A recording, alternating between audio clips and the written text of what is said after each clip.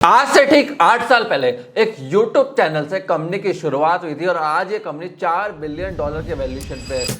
नमस्कार दोस्तों, मेरा नाम है भोपरी सिंह सोनी। आज मैं आपके लिए लेकर आया हूँ केस स्टडी फिजिक्स वाला की। फिजिक्स वाला इस समय अपना आईपीओ लेकर आ रहा है क्योंकि इन्होंने अपने पेपर्स फाइल कर दिए सेबी के पास। फ्रेंड्स, क्या आपको इनके आईपीओ में इन्वेस्ट करना चाहिए, नहीं करना चाहिए, पूरी डिटेल एनालिसिस में लेकर आया हूं। अगर आप धंधा चला रहे हो, स्केल करना चाहते हो, आईपीओ में जाना चाहते हो, तो ये वीडियो आपके लिए बहुत इंपॉर्टेंट है। प्लस फिजिक्स वाला के आईपीओ की डिटेल एनालिसिस में आपके लिए लेकर आया हूं। तो चलिए इस वीडियो को चालू करते हैं। देखिए, आज के टाइम में फिजिक्स वाला जो है 1400 करोड़ की सैलरी बांट रहा है अपने एम्प्लॉयज को हर साल, और ये एवरेज रेवेन्यू पर यूजर 40,405 रुपीज का कर रहा है। मतलब स्टूडेंट से सॉलिड रेवेन्यू उसको आ रहा है। सबसे पहले बात करते हैं पॉजिटिविटी, मतलब पॉजिटिव साइड्स क्या है पीडब्ल्यू के आईपीओ की। देखिए, सबसे पहली चीज, स्टूडेंट्स के लिए इनके कोर्सेज अफोर्डेबल है, ट्रस्टवर्दी ब्रांड है, ये ऑफलाइन ऑनलाइन दोनों तरीके से मॉडल को ऑपरेट कर रहे हैं। बायजूस ने जहाँ स्ट्रगल करा था वहाँ ऑफलाइन कोचिंग सेंटर में फिजिक्स वाला अच्छे से परफॉर्म कर रहा है। मैसिव स्टूडेंट बेस है इनके पास, मतलब टायर 2 टायर 3 सिटीज जहाँ बड़े बड़े प्लेयर्स नहीं पहुंच पाए वहाँ फिजिक्स वाला पहुंचा और काफी अच्छे से स्केल एंड एक्सपेंशन करा।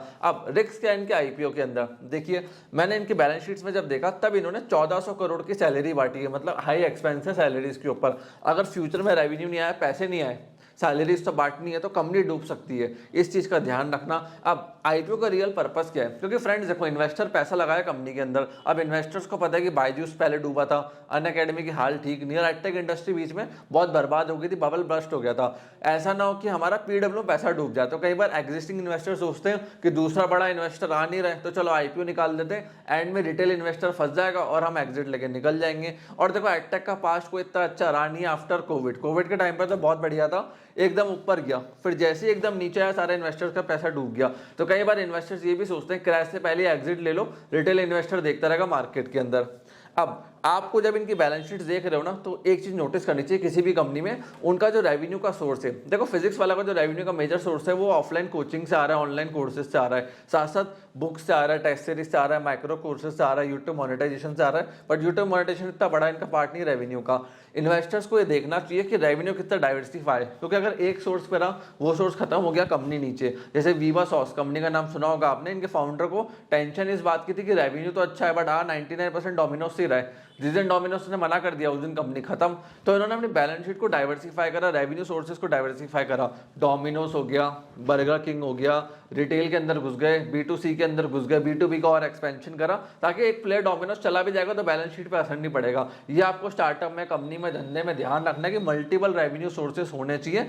एक सोर्स पे कभी धंधा डिपेंडेंट नहीं रहता, जिस दिन वो सोर्स खत्म, धंधा खत्म। अब यूनिट इकोनॉमिक्स की बात करें तो मुझे इनका यूनिट इकोनॉमिक्स पर स्टूडेंट कॉस्ट काफी अच्छा लगा, क्योंकि 40,000 रुपए एक स्टूडेंट से लेना काफी अच्छी फीस होती है, तो वो उसमें मुझे कोई दिक्कत नहीं है।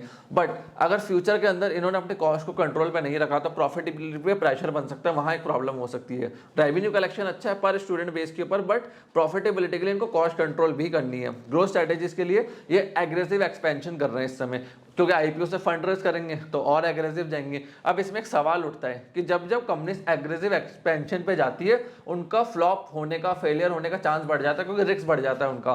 तो ये भी एक हो सकता है कि अगर ये ग्रोथ की तरफ एकदम हाइपर जाए आईपीओ के चक्कर में, तो ये लोग बर्बाद भी हो सकते हैं। इस चीज को भी आपको सोचना है।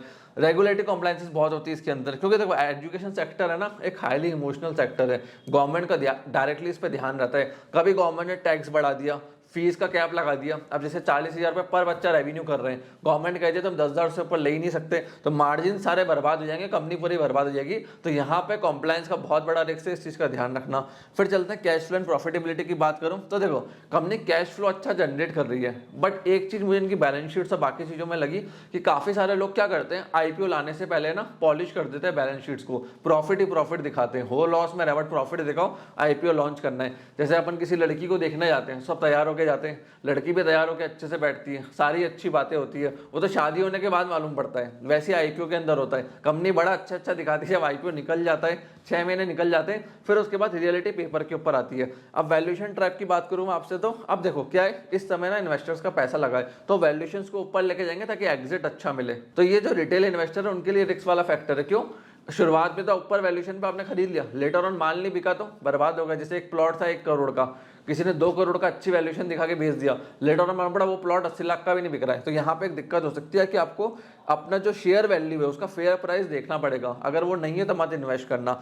एड टेक का मार्केट ट्रेंड बताऊं मैं आपको, तो अभी स्लो हुआ है, बट ऑनलाइन वालों ने क्या करा, ऑफलाइन भी घुस गए ऑनलाइन भी घुस गए, तो हाइब्रिड मॉडल से इन्होंने वापस सक्सेस को अचीव करा। पीडब्ल्यू इसमें अच्छा वर्क कर रहा है, बायजूस नहीं कर पाया था, अनअकैडमी को दिक्कत आई थी, बट कभी लोकल कंपटीशन आया तो इनके लिए वापस दिक्कत हो जाएगी। की मेन रिस्क, ये बहुत इंपॉर्टेंट है किसी भी कंपनी को देखते हुए उसमें इन्वेस्टमेंट करने से पहले। ये कंपनी पूरी डिपेंडेंट है अलग पांडे की ब्रांड इमेज से। कल को अलग पांडे यूट्यूब पे टीवी पे कोई गलत बात कर दे, उल्टी बात कर दे, पूरी ब्रांड वैल्यू उसकी गिर जाए तो कंपनी का वैल्यूएशन नीचे आ जाएगा। इसलिए अपन को ये देखना पड़ता है ऐसा डिटेल इन्वेस्टर की इन्वेस्ट करने से पहले कि ये ब्रांड फाउंडर डिपेंडेंट है या फिर ये स्ट्रैटेजी डिपेंडेंट है या सिस्टम डिपेंडेंट है। रिलायंस है, अब मुकेश अंबानी जी सो जाए, छुट्टी पे चले जाएं, कहीं और चले जाएं, मुझे उससे फर्क क्या पड़ेगा। मैं तो जियो को यूज कर रहा हूँ, उसके इंटरनेट को यूज कर रहा हूँ, उसकी सिम को यूज कर रहा हूँ। डायरेक्टली मैंने मुकेश अंबानी जी को देखते हुए जियो नहीं खरीदा, मैं सर्विस को देखते हुए खरीदा, या अलग पांडे की ब्रांड इमेज को देखते हुए कोर्स बिक रहा है। तो ये बहुत बड़ा डिफरेंस होता है, ये भी आपको देखना चाहिए। प्लस एक बैलेंस शीट में डेप्थ को देखो, जब जब कंपनी आईपीओ ला रही है उसका देखो डेप्थ 50,000 करोड़ का तो नहीं, मालूम पड़ा प्रॉफिट है 10,000 करोड़, डेप्थ है 50,000 करोड़। वो आईपीओ लाएगी, लोन को एक बार में साफ कर देगी, भैया वैल्यूएशन वापस नीचे आ जाएगी, आपका पैसा फिर डूब जाएगा। आपको ये देखना चाहिए कि आईपीओ का मकसद ये तो नहीं कि डेप्थ का रीपेमेंट करना है, आपको ये देखना आईपीओ का मकसद होना चाहिए ग्रोथ, कि कंपनी 100 आउटलेट पे थी अब 10,000 आउटलेट पे जाना है, इसके लिए आईपीओ चाहिए, अच्छी बात है, पैसा लगाओ। डेप्थ का रीपेमेंट करना है, मत पैसे लगाना। दूसरी बड़ी रिस्क इनकी बैलेंस शीट धंधे में है, वो है टीचर को लेकर, फैकल्टी को लेकर। देखो एडटेक में सबसे बड़ा जो एसेट होता है वो टीचर होता है, ठीक है। अगर आप टीचर चले गए, स्टार टीचर चले गए, उनका अलग पांडे से पंगा हो गया, उन्होंने अलग कम्युनिटी यहाँ कुछ चालू कर दिया, तो बर्बाद हो जाएगा।